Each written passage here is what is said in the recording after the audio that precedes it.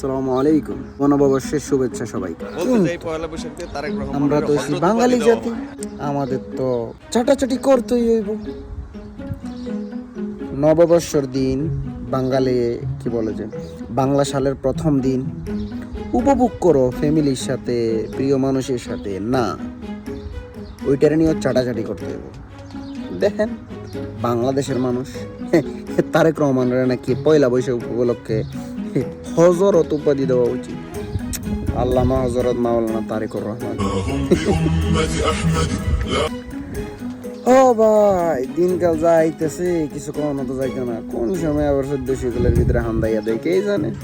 খাইটা বড় করে ভাই, চাটাচাটি বাদ দে, চাটাচাটির দিন শেষ। না, চাটতে হইব কেউ না। এখন তো বর্তমানে চাটলেও ফায়দা আছে। চাইটা কেউ বিসিবির প্রেসিডেন্ট হয়ে যায়, চাইটা কেউ সংরক্ষিত আসলে এমপি হয়ে যায়, চাইটা কেউ আবার অ্যাক্টিভিস্ট হয়ে যায়, চাইটা কেউ আবার প্রধানমন্ত্রীর উপদেষ্টা হয়ে যায়। বাহ বাহ বাহ, বেটো মজ কর দি।